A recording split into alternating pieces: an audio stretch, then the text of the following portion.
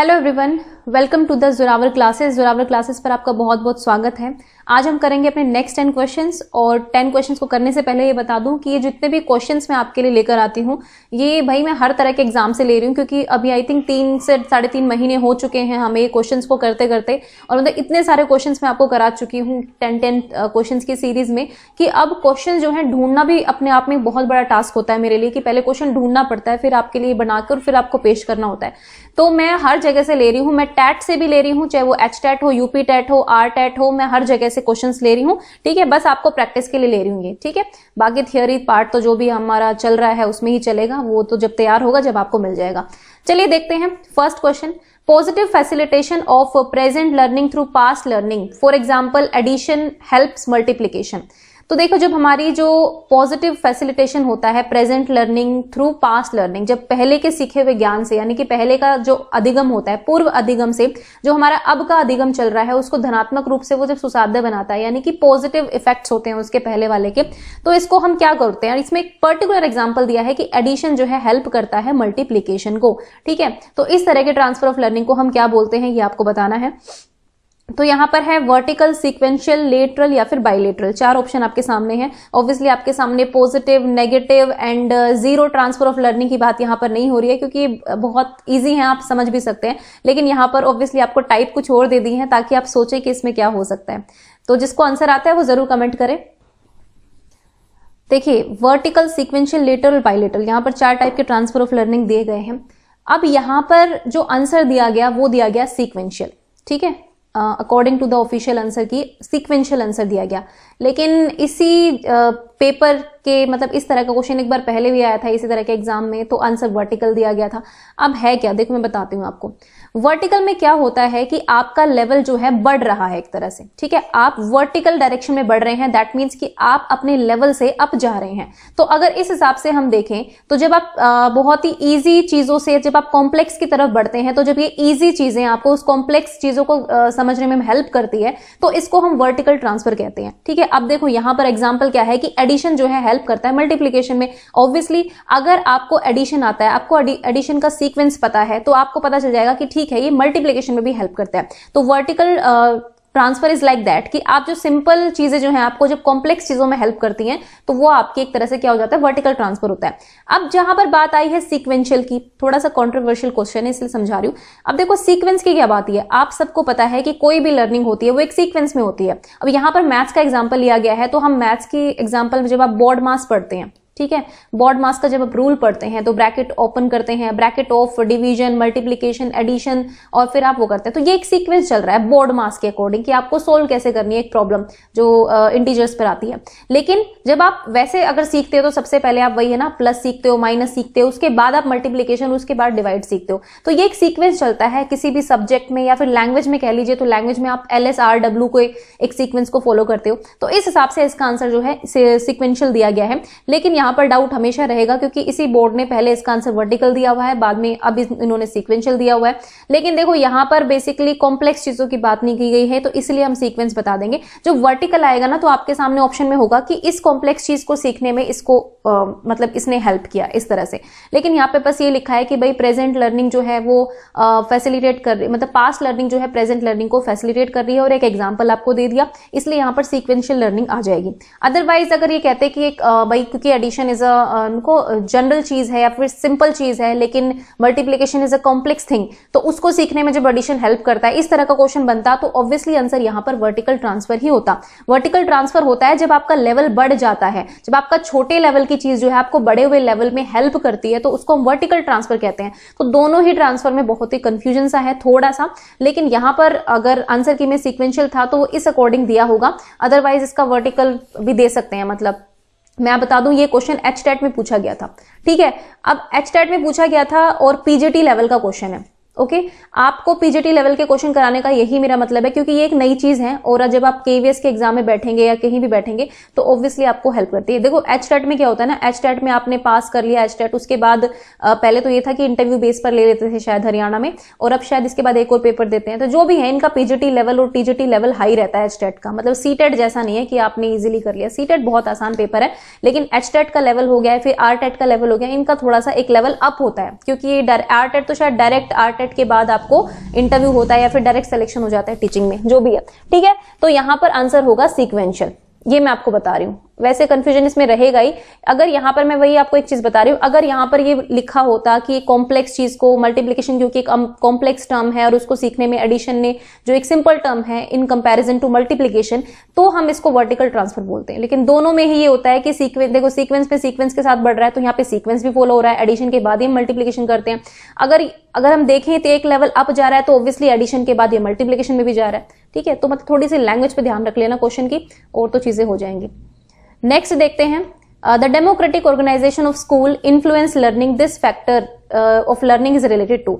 जो democratic organization होती है स्कूल की, वो इन्फ्लुएंस करती है लर्निंग को। द डेमोक्रेटिक मतलब जैसा भी वो डेमोक्रेटिकली अगर स्कूल में ऑर्गेनाइजेशन चल रही है तो ऑब्वियसली वो लर्निंग को हेल्प करेगा। तो ये कौन से लर्निंग के एस्पेक्ट से रिलेटेड है? मेथोडोलॉजिकल एस्पेक्ट है, सोशल एस्पेक्ट है, फिजियोलॉजिकल एस्पेक्ट है, साइकोलॉजिकल एस्पेक्ट है, ये बताना है आपको। तो देखो ये डेमोक्रेसी हो गई या फिर जस्टिस हो गया, लिबर्टी हो गई, ये सारी वैल्यूज आपकी सोशल एस्पेक्ट में आती हैं। ओके, तो option number B is the correct option, यहाँ पे कोई डाउट का केस बनता ही नहीं है। Next, which of the following is not an appropriate strategy for improving students problem solving. तो मतलब बच्चों की प्रॉब्लम सॉल्विंग को मतलब फॉर इम्प्रूविंग मतलब स्टूडेंट्स की प्रॉब्लम सॉल्विंग स्ट्रेटजीज को इंप्रूव करने की इनमें से कौन सी एक बेहतर स्ट्रेटजी नहीं होगी, ये आपको आंसर करना है। Functional fixedness, give extensive opportunities to solve real world problems, involve parents in children's problem solving, monitor students effective and ineffective problem solving strategies. तो मतलब देखो यहाँ पे है क्या, अब अगर आपको इस वर्ड का मतलब पता है तो आप यही कहेंगे कि यही आंसर होगा। फंक्शनल फिक्सनेस होती क्या है? देखो आपने एक बच्चे को जो है, एक बच्चे ने अपने दिमाग में एक चीज बना ली कि भाई ये एक प्रॉब्लम है और मैडम ने एक तरीका बताया इसको सोल्व करने का ऐसे, तो मैं ऐसे ही चलूंगा, मैं इधर उधर कहीं नहीं जाऊंगा, मैं इसी तरीके को फॉलो करूंगा और इसी से प्रॉब्लम को सोल्व करने की कोशिश करूंगा। हुई तो ठीक है, नहीं हुई तो ठीक है। मतलब जब ये बच्चे के अंदर ये चीज आ जाती है, फंक्शनल फिक्सनेस हो जाती है, जब फिक्स हो जाता है दिमाग में कि केवल हम इसी तरीके से इस चीज को कर सकते हैं, वो फिक्स मानकर चलते हैं, तो वो प्रॉब्लम सॉल्विंग में हेल्प नहीं करेगा। क्योंकि प्रॉब्लम सॉल्विंग में आपको हाइपोथेटिकल डिडक्टिव रीजनिंग चाहिए, जिसमें आप ये सोचेंगे कि आप किस तरह से इस प्रॉब्लम को सोल्व कर सकते हैं, उसके डिफरेंट एस्पेक्ट्स पर काम करेंगे। लेकिन यहाँ पे तो चीज फिक्स हो गई ना, तो option number A is the correct option. Okay, next देखते हैं, Rohan is reading a latest Baahubali comic book, he can not wait to see what happens to Baahubali and his family.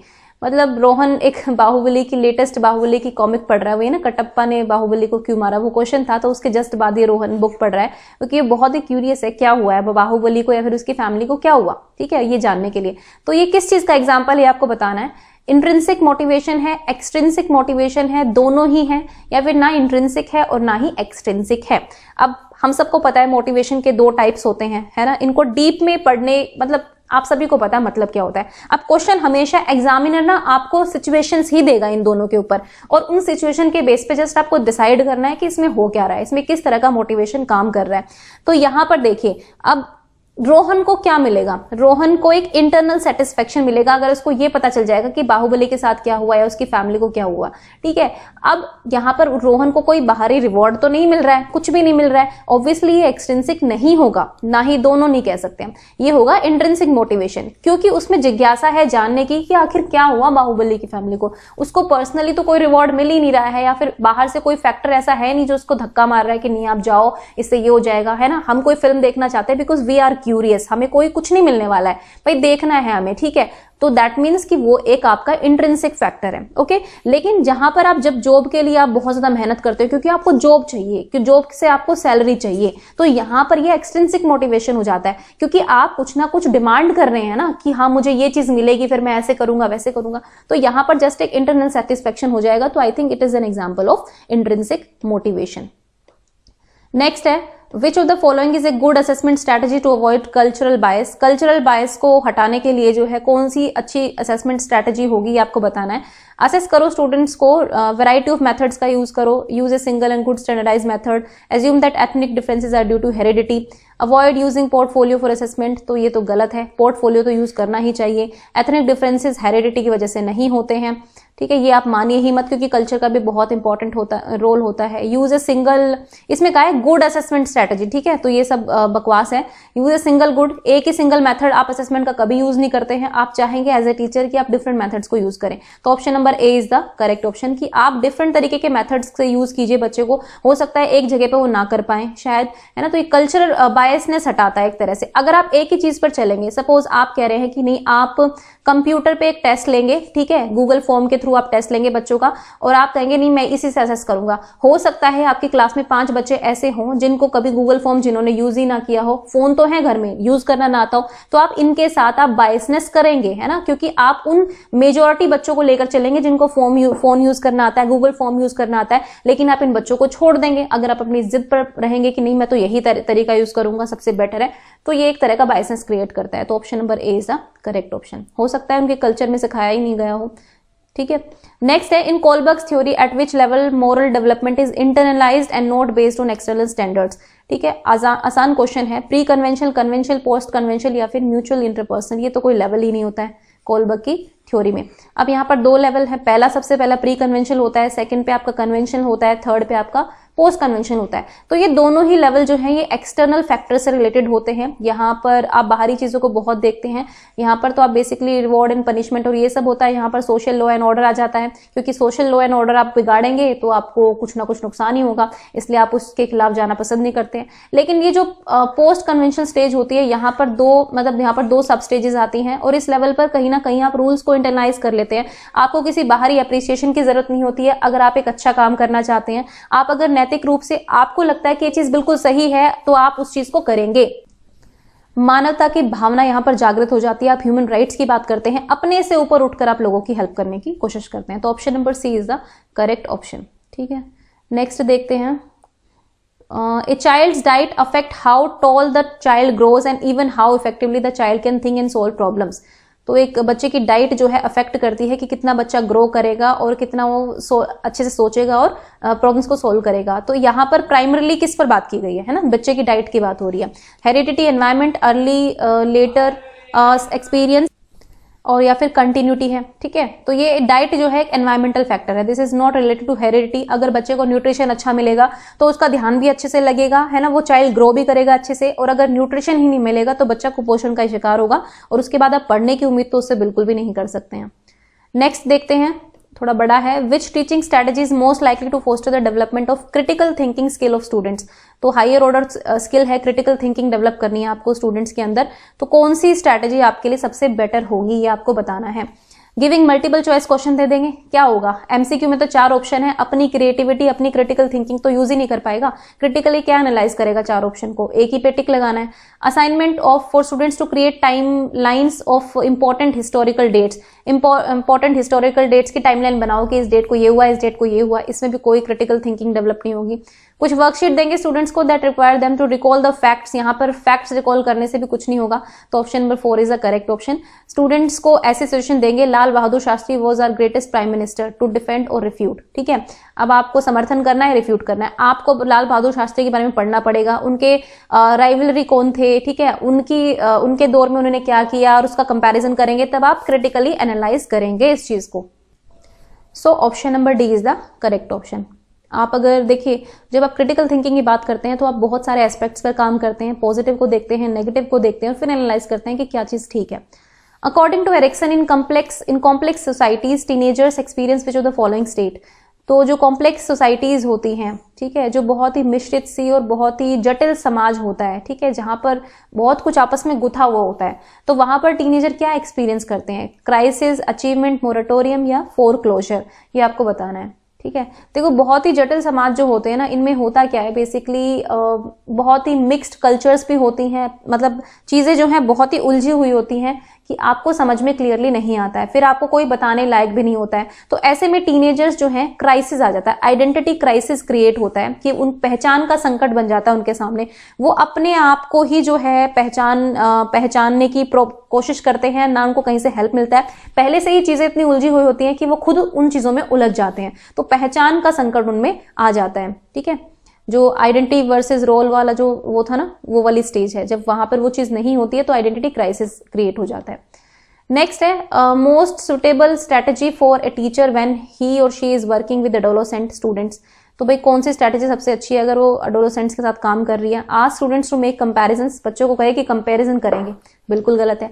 Propose a problem and invite students to form hypothesis, बिल्कुल correct option है। मतलब ये question आपको दिख गया, मैंने कहा हाइपोथेटिकल डिडक्टिव रीजनिंग में आप बच्चों को कहीं ना कहीं मोटिवेट करते हैं कि वो डिफरेंट सॉल्यूशंस के साथ आए आपके सामने एक प्रॉब्लम के, तो वहां पर आप इन्वाइट करेंगे। तो भाई ऑर्डरिंग ऑपरेशंस ये भी नहीं होगा, कंस्ट्रक्ट एन इंक्लाइन प्लेन ये भी नहीं होगा, option number B is the correct option. So guys, this was the video for today. I hope you like it and thank you for watching the Zorawar classes.